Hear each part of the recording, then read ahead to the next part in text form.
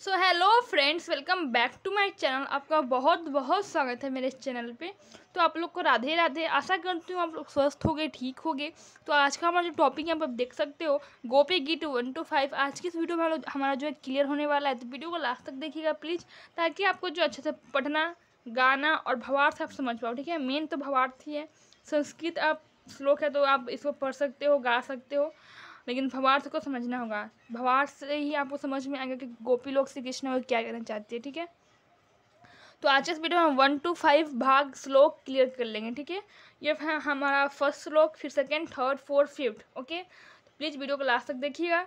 और अगर आप चाहें तो इसको एक कॉपी या डायरी में लिख सकते हो मेरी तरह एक जगह। ठीक है, 1 to 18 श्लोक लिख सकते हो। 18 श्लोक है गोपी गीत में, तो मैं हमेशा बताते जाऊँगी। तो आप अगर आप चाहो तो मेरे चैनल पे जा सकते हो, और मतलब कि ना एक एक वीडियो मैंने डाल रखा है, एक एक श्लोक भावार्थ के साथ, तो आपको लाइन बाय लाइन मिल जाएगा। वैसे तो मैं 1 to 5, 5 to 10, 10 to 15 ऐसे डालूँगी अभी। तो अभी यही करते हैं। ठीक है, वीडियो थोड़ा लंबा होने वाला है, तो वीडियो को लास्ट तक देखिएगा। फर्स्ट श्लोक हमारा, चलिए पढ़ते हैं, इसको पढ़ेंगे, गाएंगे, भावार्थ को समझेंगे। ठीक है, जयति तेधिकम जन्मना व्रज श्रयत इंदिरा सस्वदत्र ही दैतदृश्यताम दीक्षुतावका त्वयि धृतास्व स्वाम विचिन्वते। ठीक है, गाते हैं अब हम। जयति तेधिकम जन्मना व्रज श्रयत इंदिरा सस्वदत्र ही दैतदृश्यताम दीक्षुतावका त्वयि धृतास्वास्त्वां विचिन्वते। तो ऐसे इसको हम गाते हैं। तो हमारा जो भावार्थ को अब समझ लेते हैं भावार्थ। ठीक है, देरी नहीं करेंगे, बिल्कुल हम आराम से और स्पीड में चलेंगे। ठीक है, गाते हुए भावार्थ।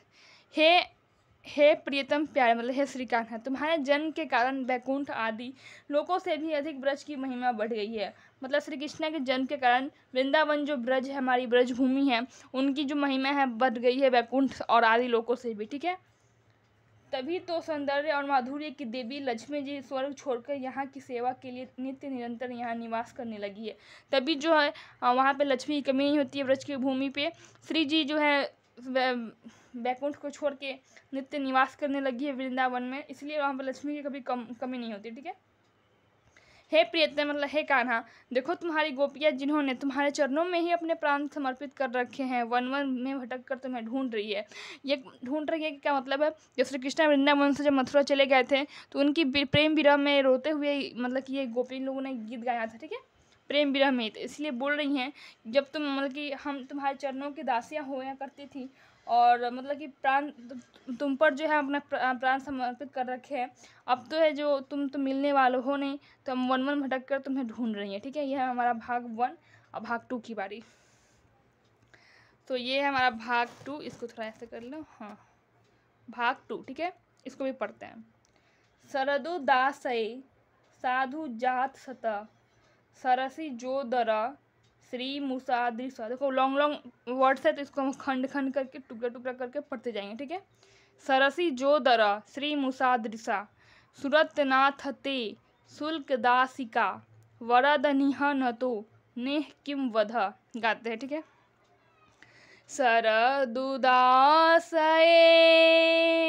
साधु जात सत सरसी जोदर श्री मुसादृशा सुरतनाथ ते शुल्क दासिका वरद निहनतो नेह किम वध। तो इसको हम ऐसे गाते हैं, एंड इसका भावार्थ अब समझ लेते हैं। ठीक है, सो भावार्थ यहाँ पे हमारे ये हे हमारे हृदय के स्वामी, मतलब हम सब के हृदय के स्वामी तो श्री कृष्ण ही हैं। हम तुम्हारी बिना मोल की दासी हैं, मतलब हम तुम्हारे बिना कुछ नहीं है, बस एक दासी हैं। तुम शरद ऋतु के सुंदर जलाशय में से चांदनी की घटा के सौंदर्य को चुराने वाले नेत्रों से हमें घायल कर चुके हो। मतलब श्री कृष्ण के नेत्र इतने ही ज़्यादा प्यारे, सौंदर्य, माधुर्य थे कि मतलब उनको कोई भी देख ले तो घायल हो जाएगा। ठीक है, उसके बाद जो चांदनी घटा है, सॉरी शरद ऋतु में सुंदर जलाशय में जो चांदनी आती है उससे उसका कोई महत्व नहीं रहता उनके नेत्रों के आगे, ठीक है। हे प्रिय मतलब हे कान्हा, अस्त्रों से हत्या करना ही वध होता है।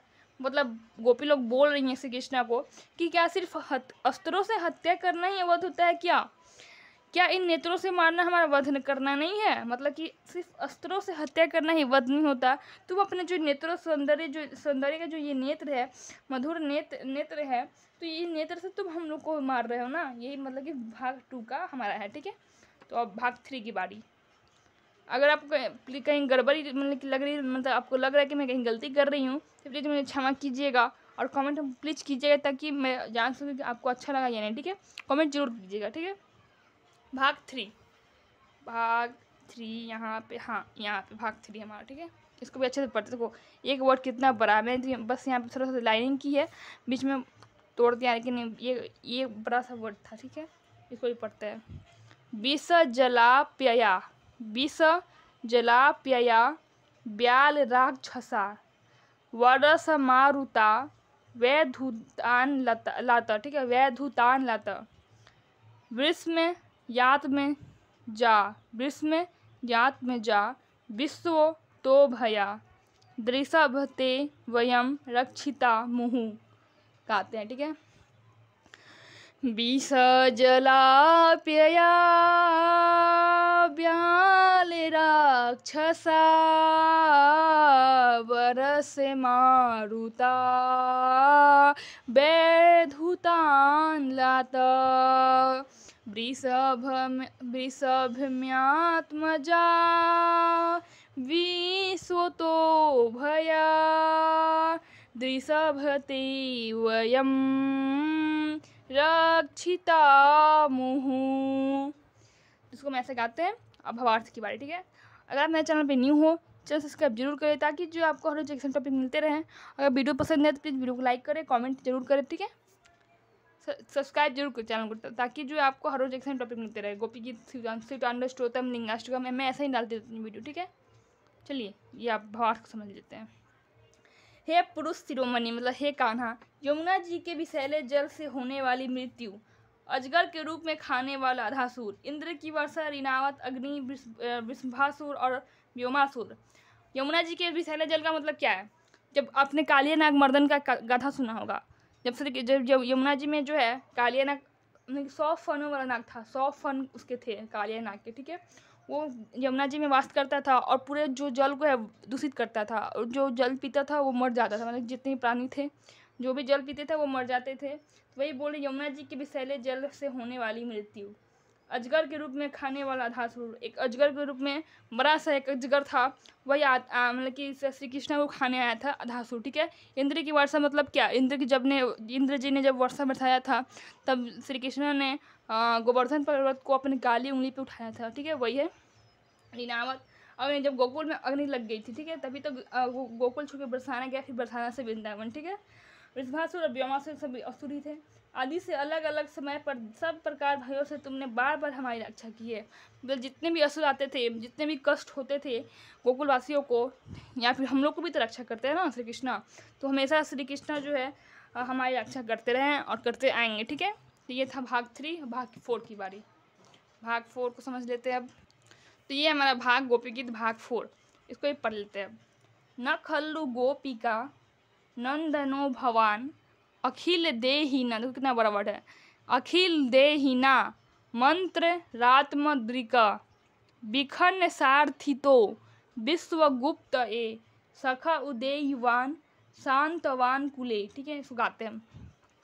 न खल्लु गोपिका नंदनो भवान अखिल देहिना मंत्र माद्रिका विखन सार्थितो विश्वगुप्त सख उदेयवान सात्वताम कुले। इसको मैं ऐसे गाते हैं। अब जो है भावार्थ की बारी। हे हमारे परम सखा मतलब श्री कृष्ण ही हमारे परम सखा है, कान्हा है, ठीक है। तुम केवल यशोदा के पुत्र ही नहीं हो, तुम तो समस्त श्रीधारियों के हृदय में अंतर्यामी रूप से रहने वाले साक्षी हो।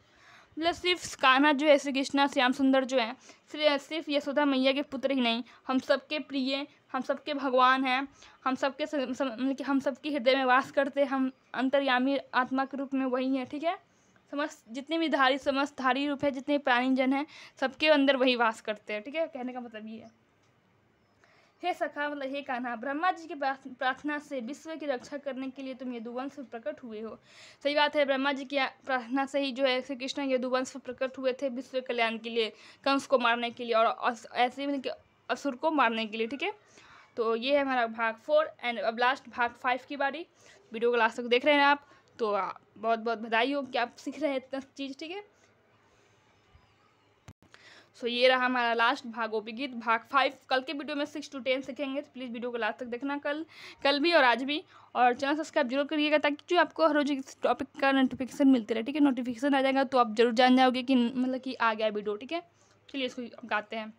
विरचिता भयम वृष्ण धूर्यते चरण मीयूषाम संसृते भयात करस रोरुहम कांत कामदम शिरसिधेहि न श्री कर ग्रहम। गाते हैं, ठीक है। विरचिता भयम वृष्ण धूर्यते चरण मीयूषाम संसृते भयात करसे रोरुहम कांत कामेदम शिरसिधेहि न श्रीकर ग्रहम। ठीक है, तो इसको ऐसे गाते हैं। भावार्थ की बारी, भावार्थ को खाली जल्दी समझ लेते, ठीक है। हे यदुवंश शिरोमणि मतलब हे श्री कान्हा, तुम अपने प्रेमियों की अभिलाषा को पूर्ण करने में सबसे आगे रहते हो। सही बात है, श्री कृष्ण जो हमारी अभिलाषा को, हमारी लालसा को जो है प्रार्थना से स्वीकार करते हैं और पूर्ण करते हैं, ठीक है। सबकी लालसा विलासा को पूर्ण करने वाला ही कर कमल जिससे तुमने लक्ष्मी जी का हाथ पकड़ा है। मतलब कि वही कर कमल जिससे सभी की लालसा और विलासा को श्री कृष्ण पूर्ण करते हैं, और वही कर कमल से जो लक्ष्मी जी की हाथ पकड़े हैं, मतलब लक्ष्मी जी का हाथ वही कर कमल पकड़े हुए हैं, और उसी से हम सबकी लालसा विलासा पूर्ण होती है। सबकी लालसा होती है कि लक्ष्मी आ जाए, सुख आ जाए, ठीक है, यही सबकी लालसा होती है। तो यही है, हे प्रिया हे कान्हा, वही कर कमल हमारे सिर पर रख दो। गोपी लोग कह रही हैं कि वही कर कमल हमें सिर पर रख दो ताकि हम मोक्ष को प्राप्त करें, मुक्ति हमें मिले, ठीक है। और जिसके सर पे श्री कृष्णा का हाथ हो जाए तो उसके लिए क्या ही सौभाग्य की बात होगा। तो यही था हमारा भाग 5। तो भाग कल हम सीखेंगे 6 to 10। तो अगर आपको मेरा वीडियो अच्छा लगा तो प्लीज़ वीडियो को लाइक कीजिएगा, चैनल सब्सक्राइब जरूर कीजिएगा और कमेंट जरूर कीजिएगा आपको अच्छा लगे कि नहीं, प्लीज़ कमेंट बताइए जरूर मुझे, ठीक है। तो कल मिलते हैं हम लोग 6 to 10 लेकर, और आज के लिए बाय, बस इतना ही। राधे राधे, कल मिलते हैं फिर से।